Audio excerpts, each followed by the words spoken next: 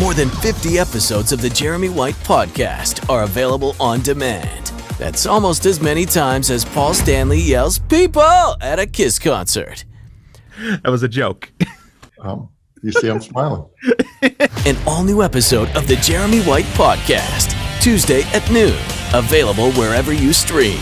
Catch up on past interviews and episodes on demand now. Subscribe so you don't miss any of it. Good. All right. Hi, Well, guys. listen, look, there she is. She's back on the show. Very excited to have Gina Schock from, let me just, first of all, Rock and Roll Hall of Fame inductee, Gina Schock from the Go-Go's. She's right there. Look at her, Mitch. I know. I am. It is absolutely delightful. And having grown up in the 80s, listening to their music and watching the videos, it's just fantastic. Bonjour, as we say in Montreal. You guys, I am so happy to be around to even tell the tale.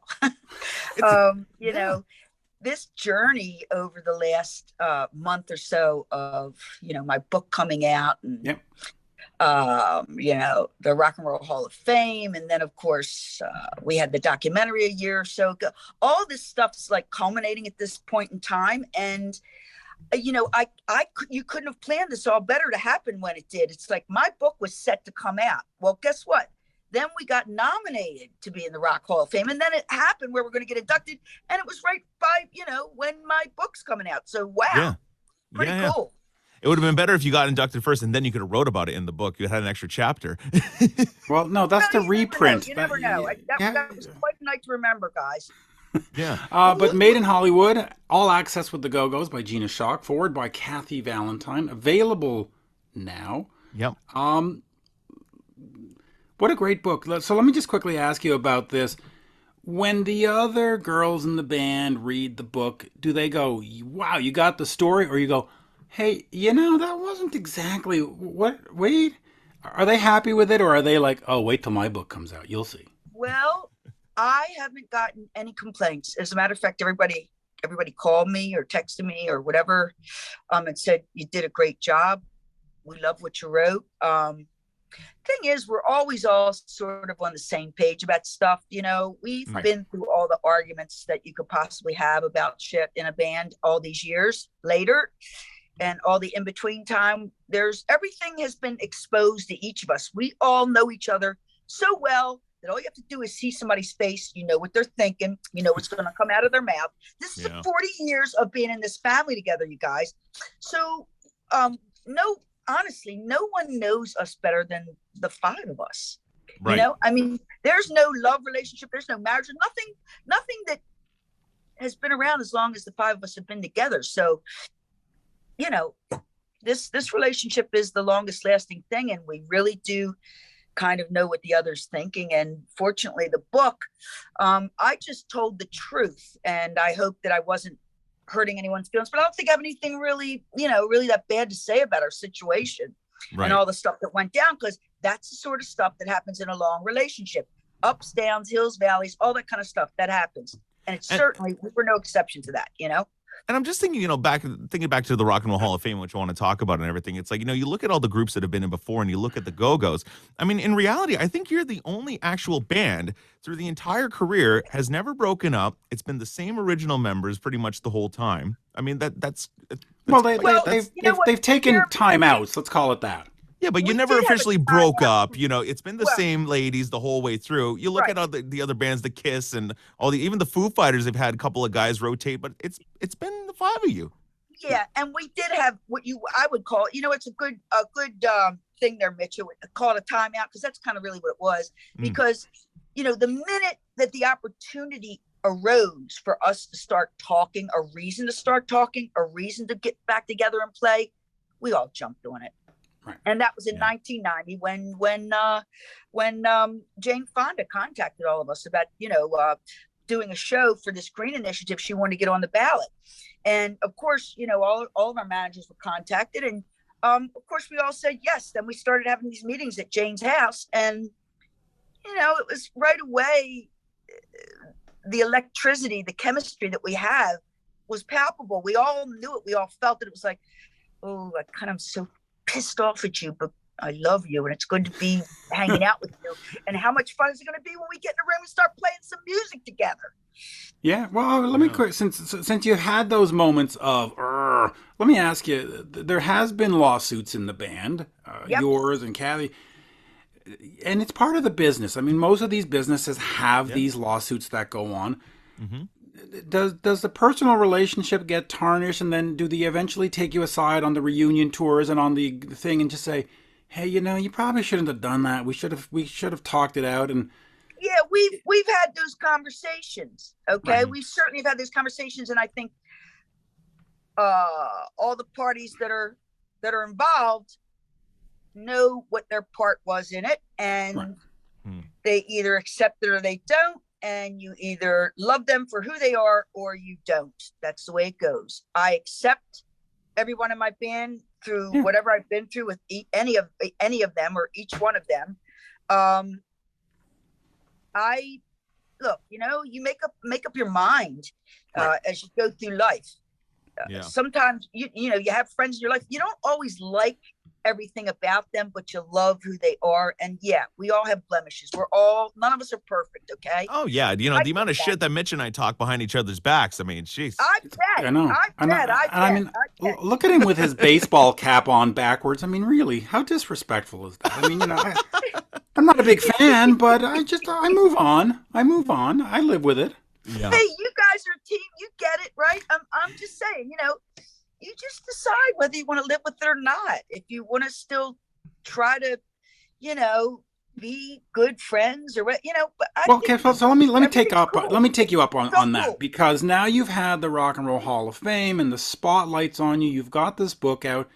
Does it motivate the band to write more music or do a summer tour or get together and do something like the juices are flowing? Do we jump on the boat and row into the sunset, or do we just sort of say, hey, it's been nice, Rock and Roll Hall of Fame? Look, I don't know. I'm one person in this band. There's 5 of us. We're spread all over the globe. And you know what? I always want to work. Guys, I just like to work. I know Kathy loves to work as well. I could probably speak for her. As for everyone else, I can't speak for them. But I can say that this has brought us together and sort of put a little fire under everybody's butt. The realization of, oh my God, we are this iconic band now.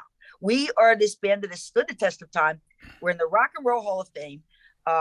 We've been recognized by our peers in this way. It's, I mean, we've certainly been talking. I mean, right away we're doing, we've already set up to do this tour with Billy Idol next summer in the UK. So that's already on the books. And I know they're starting to book stuff next year, which I am hoping and praying that we get more shows booked and that COVID doesn't wreck.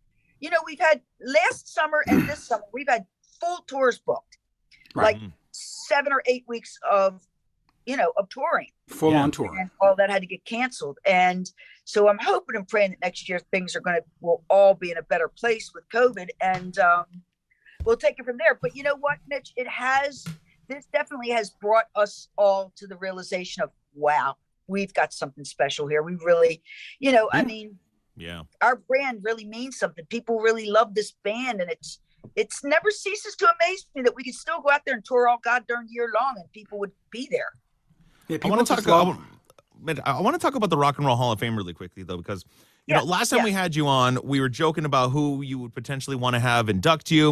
We joked that you said you wanted Pink to eventually be the person to do it. This time around, I mean, you got Drew Barrymore, which is awesome, and she was super complimentary towards you guys. I mean, talk about the process of getting her, and talk about the whole experience of the Rock and Roll Hall of Fame. Was it everything you wanted and then some, or? It was everything I wanted and then some, Jeremy. And as far as, Drew doing the induction, we were so happy that she had decided to do it, because there couldn't have been a better person to induct us. She's been a fan since she was a little kid. Yeah. Everybody knows that now, but I can tell you, I remember many times walking off stage and Drew would be standing there with her mom. And after we got our awards, We were backstage talking, took a bunch of photos and all that stuff. And then we sat down with her and she actually told us what the Go-Go's had meant to her growing up. And it was, I mean, it made me all teary-eyed. I swear to Christ. I mean, we really did matter in her life, and our music and who we were and what we did made her realize that she could do more. She's a girl. Yeah, well, we can do it. You can do it. We can all work. It doesn't matter, you know? Just hang in there, baby, and try to keep your shit together, and it's going to work out. And look, I'm so proud of her. Look at who she has grown up to be. This woman owns her own production company. She has so much going on. We could talk all day about her, but I'm so proud and I'm so happy for her because she's such a good girl. She's like one of the good eggs that like is still around, you know. She's been through all the crap that we all go through growing up in public. And I just couldn't have been happier about her inducting us. And then, you know, that night was so magical because, you know, being carted back and forth from one place to the next, you cross paths with Paul McCartney or Questlove or, you know, Angela Bassett or LL Cool J, or, you know, whoever was there, you would run into them with, oh my God, so many people. Well, talk about that. I mean, what do you say to Paul McCartney backstage? Well, I'm such a dick. I ran up to him and I was like, "Hi, Paul. My name's Gina Schock. I play drums in the Go-Go's." And he said, "Well, of course I know who you are. I just saw you perform on stage." And I was like, okay. I was like, "Oh, it's so nice to meet you." And then by that time, all the rest of the band had gotten together and we were talking. And you know, but you got your moment with Paul McCartney, so that's cool, Sir Paul. Yeah. So you know, and he was very cool. He's just like you would expect him to be. He was very approachable. You know, he wasn't like standoffish at all, and he stood and talked with us for quite a while. You know, nice. And who else was it? Oh God, we talked to so many people that night. But of course, that was kind of the highlight. You know, to meet Paul McCartney. My God, and I'm just saying, please, I really have always wanted to and need to meet Ringo. Where's Ringo? Yeah. Ringo, I need to see you, brother. I need to meet you. I need to shake your hand and say thank you. You know? Was Ringo an influential drummer to you, like behind the kit? I'm going to tell you what. My main influence was John Bonham and Charlie Watts. That's who influenced me as far as the drums go. But certainly, you know, two totally different drummers, by the way. Completely different styles, and that's why I love them both. I was learning something from both of them. You know, Charlie, I was learning to be the rock, the cement, the one that's keeping the house, you know, from falling down. Just keep it steady, keep it straight. Yep. And John Bonham, I was listening to all those fills and that footwork, and it was like, whoa, I need to cop a couple of them, or even try. You know, both incredible drummers, and they really, just watching them. Getting to see them play live, getting to actually open up for the Stones. All that stuff has added to the person that I am, the drummer that I am, the musician that I am. All these things that come before us mold us and are a part of who we are now. Right. No, absolutely. I want to ask you this about the Rock and Roll Hall of Fame, because part of what they do, or part of the reason you get in, is because of your influence on the music scene. So essentially, how do you qualify the Go-Go's influence? I mean, I know what you did, and I saw the videos, and I know the story, but how do you sort of vocalize it? What is the influence of the Go-Go's? Well, I mean, I guess just say the obvious. There were some great songs written in this band. Yeah. And a lot of people liked them, and we've sold millions of records, and so we've touched millions of people.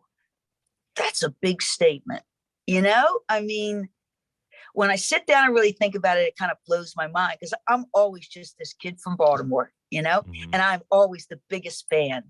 And so it really means a lot to me. And also, you know, the Go-Go's, we weren't thinking when we were in the midst of doing what we do so many years ago, that we would be influencing a lot of young girls, a lot of women to go, hey, yeah, well, this is a man's world, but guess what? It's going to change, and we're part of this change. And look at those girls. Look what they do. Oh my God, I guess I could do that. Yeah, I can do that. I'll pick up some drumsticks, God damn it. Yeah, I'll pick up guitar. You know, Yeah. I just feel, I can't tell you how many people have come up to me and said we've influenced them. And, you know, me on a personal level, oh, you know, you're the reason why I play drums. Even guys have said that to me. It's like, you know what? Where gender happens to be the issue of the day. You know what? Yeah, we have contributed. And I'm so proud and happy to be a part of this movement. But all in all, I'm just happy to be that people, male or female, whatever your gender be, that you loved what we do, because it's like it's all we know how to do. This is who we are. And it's like all that music for us, our whole lives, our whole adult lives, and as kids, this is all we've ever wanted to do. And yay, it's happened for us. And you know, to spread it around and like have people appreciate it is such a big deal. Yeah, it is. Can I ask you about the whole gender thing? Because when we talk about the Rock and Roll Hall of Fame, or we talk about the Go-Go's, they always say, "Well, it's a female band. Well, it's a Can't we just be a band? Like, do we always have to qualify it?"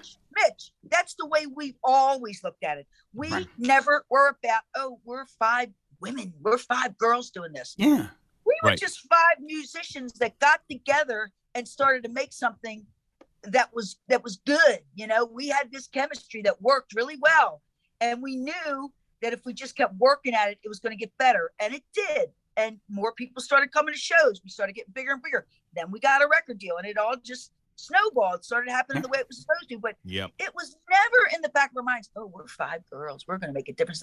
It just happens that we are 5 women, and we have made a difference, and I'm proud of that. Yeah, and you guys did it on your own. I'm a musician. I'm just a musician. That's what I am. Well, and that's what I think, you know, like Nita Strauss, who plays guitar with Alice Cooper, she's always described as she's a great female guitarist. And it's like, no, she's a great effing guitarist, period. Yeah. Why do we have to put the female in there? She plays better than me. Because you know why? Because it's a generation or couple generations of people that were brought up. Certainly when I was brought up, what I was getting taught in Catholic school is learn how to type. You better know how to type and get a secretarial job. Like, that is what you're going to do. That is your lot in life. Is that really how it was? You're going to work for a man usually. And this is what you better learn how to do. These, you know, you better have these skills. And I'm not putting that down. I'm just saying that wasn't for me. No, but I'll tell you, Jeremy, in high school, I finished in 85, and there were typing classes, and they were filled basically with, 30 kids, 29 were female, and there'd be one guy who would be like, he's too stupid to be in shop. They stuck him in typing. Wow. And so that's happened to you. That happened to you, and this is in 85. I graduated in 75, so you know how bad it was for me. And I went to 12 years of Catholic school, and really, it was pretty rigid. It was like, this is what you need. This is what you're going to do. Okay? Now, fortunately, at my home with my 2 angels from heaven that were my parents, they were like, Gina, you can do anything you want to do. Anything you want to do, you can do. You just got to focus. You got to put your time into it, because nothing's going to be laid in your lap. You got to work for what you want. That's the way I was brought up. And that's all I knew. So I went from that, what I knew. This has been my experience, and that's how I moved forward. So then how do you go from being basically told in school that you need to learn to type to picking up drumsticks? I was a horrible goddamn typer, man. I never got typing. I just never did. I always had to look at the goddamn keys. I could never look at something and then just my finger. It wasn't happening. Look, I was hooked on music since my first concert of Zeppelin and the Who at 11 years old. That was it for me. The story was done. I was going to be up on that stage. I had to figure out what instrument I was going to play. Ultimately, it came down to me playing the drums because it was easiest for me to play. I knew I would never have to take a lesson. It was very natural and easy for me to play. And it was all about this whole process for me, you guys, truly was just about the music. It wasn't about what instrument I was playing.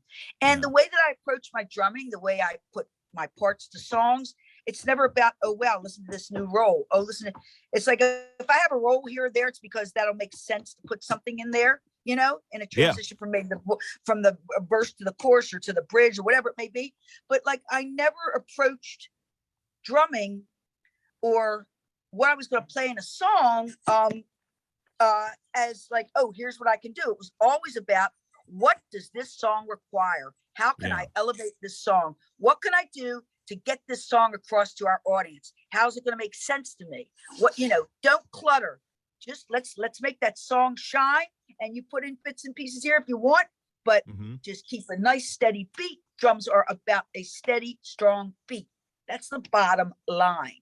No, you're right. I mean, it really is the heartbeat of the song at the end of the day. It's the foundation, bass and drums. It's the heartbeat of everything. Drums are, beats. It's the literal beat.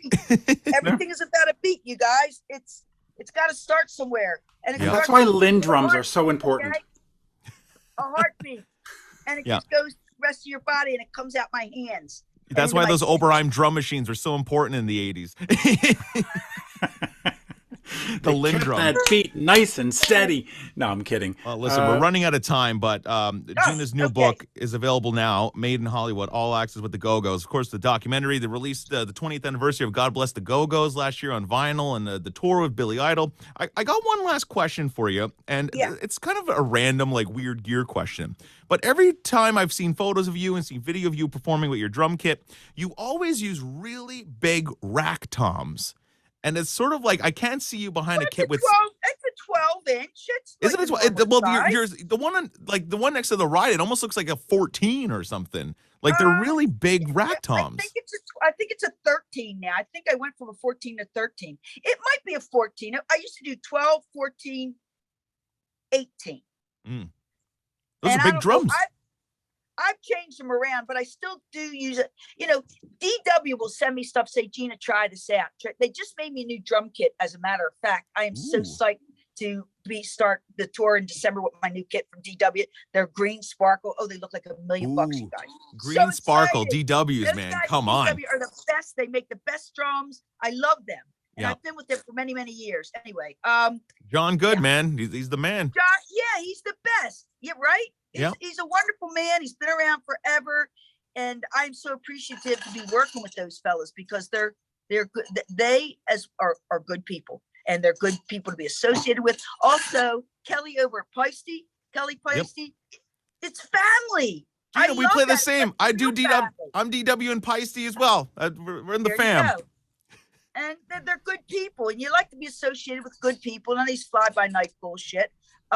Anyway, so that's it, guys. I hope you love my book as much as I love it. It was a labor of love. I am very proud of this book.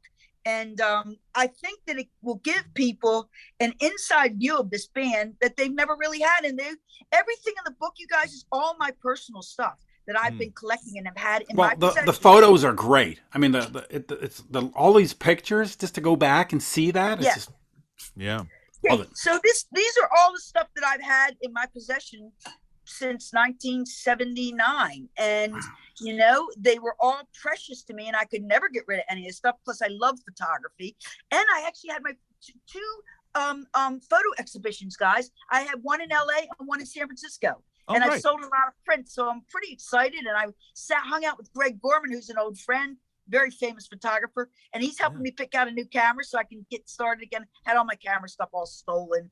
God. Boy, whatever. But I want to get back started on that again and see where it leads me, because I love photography. My house is full of different photographers' work that I buy. Yeah. Well, I want to see you documenting the Billy Idol tour and throwing it up on Instagram and keeping us fans that are not at every show in the game.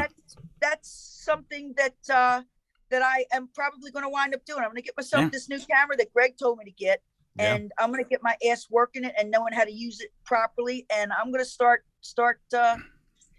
chronicling everything that's happening in my life through my photos. You know what we need next year, Gina? This is what we need. We need you to do the DW Collector Series Signature Snare Drum with Gina Schock from the Go-Go's. That's what we need. Limited 20-run snares, Rock and Roll Hall of Fame inductee. We need that. Yeah. Well, tell John that. I'm going to tell him. We will. I'm going to tell them. I do. I just, they're so fabulous over there. Would you do a signature snare drum line like that or something like that? Or? Of course I would. I would do anything for those folks at DW. They've been so good to me. Why wouldn't I? I would love to have something like that out, so even when I close my eyes for the last time, it'll still be around. Yeah. I'd love that, man. I'd That's a love to great see idea. that. Mitch, Yeah. tell him. Tell him. I will. I'm gonna get Tell on, get him on later. And I was just gonna say with the photography, go look at what Bryan Adams does on his Instagram. He does a show or a photo shoot. He always puts up something, and it's just compelling because you get to see behind. Like he just did a whole run in Las Vegas, and there was just one or two pictures a day of what it was going on, and it was just fun. I mean, Bryan Adams does a great Instagram with his own photography. I recommend that you go get inspired by that. Mitch, check out my Instagram because since I've been doing this book tour, I've been taking a lot of photos. I got my Instagram right here. Let me go. I think I follow right you now, already. Let me see. All right. Yes, go on. Yeah. Well, I just run into different people. Like I was walking down the street the other day and I ran into Jody, and she's in the book. You know, she wrote a beautiful essay. Is that up yet? I'm looking. Me and Jody. Real Gina Meeting Schock. on the street, the West Village. No. Let's see. No, I don't see you with the West Village. I see rock classics. I see a picture of you drumming. I see the book. I see you with Lindsay Parker. Look at that. Liked by Mike Fasano. Oh, we like Mike Fasano. Mike is such a badass. I love Mike. Mike is the greatest. He is absolutely a sweetheart. And his time in Warrant and his drum teching and now the Tiger Army, I think it's what he's doing now. Yeah. Tiger Army. Whatever Mike does, I'm a fan of because he's such a it's a great drummer. How many great drummers are there around, guys? There's so many great drummers around. So many. Yeah. Yeah. And Michael, I love it. And it's funny we talk about so many great drummers being around because it's like you would think drum machines and all the programming that goes on these days everybody would just put the sticks down, but there's so much talent and like organicness in music is coming back in a big way, and it's really good to see. How about when you go to see a live show, right? And what was a drum machine or whatever was programmed on the record, you see drummers. I think a lot of people like when they play live, like they bring in the drummer. Yep. You know, and absolutely. They might have some stuff programmed in, but there's always somebody playing live drums. I'm like, yes. Well, look, you can never lose that. You look at the Jonas Brothers or even Demi Lovato or Justin Bieber. You go see their shows, and like the live arrangement of the song is way better than the studio version because you got the drummer doing the big drum, doing the big fills and everything, and it just adds a new life to it. You know, and I'm all about that. A kick to it that is necessary for live performance. Yep. You know what? It keeps things going. It propels the band. You watch a drummer push that band forward, and that's what you want to see. Yeah. You don't want to be put to sleep. You want to see some action on that stage. And having a drummer makes the biggest difference, as we all know, when you go see a live show. Yeah, look, if I wanted to hear the CD, I'd sit at home and slap it on, but I want to go see the live show. I want to see how you do it. Right. Well, so you tell John and Garrison. Garrison's an awesome. I love Garrison. I'd love to do that series with snares, man. I would love that. That'd be really I bet cool. they'd make you some really cool snares, actually. Well, when you do it, I want the first one because it was my idea. I have a 10-inch Craviotto snare. That nice. Sounds fucking amazing sounding, and I use that for certain things. But I'm going to tell you one thing: the secret to every Go-Go's recording is the 57 WFL that I bought in 1980 at a pawn shop in Boston when we were on tour. Wow. That WFL, the William F. Ludwig, is a 1957, same as old as I am, and I've used that snare on every Go-Go's recording since the first album, even till Club Zero. That's the snare on Club Zero. I can make that snare sound however I want it. It just is so versatile, and it just works. It looks like a piece of shit because it's got like blue paint on it. It's all screwed up. And when I got it, the first thing I want to do is have it all refinished. And we're like, don't touch it. Leave it just like it is. All we got to do is have those edges trued. Just true the edges. Put a new head on there and let's go. And I have, and man, it is magic. Is it wood or metal? It's wood. It's wood. It's wooden, yes. Maple, rosewood? I don't know what's underneath it there. Probably sounds good, though.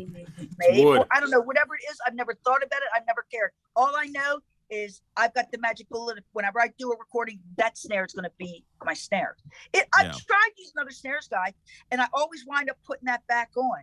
It's like, oh, cool, I want to try something different with this. I'm giving that brass snare. Let me try this. And it always I wind up with that goddamn 57 every time. It always works. That's the way to Listen, go. once you're so familiar with a certain sound, it's like to go in something in a different direction, or I mean, it could either influence you or it could just be like, I'm kind of good with what I have. Look, I am always interested in what's happening, in anything new. Well, you'd be a goddamn fool not to be. Yeah. Who wants to stay the same? I want to learn. I want to grow. I Yep. want to be creative. And the only way you do that is by paying attention to what's going on.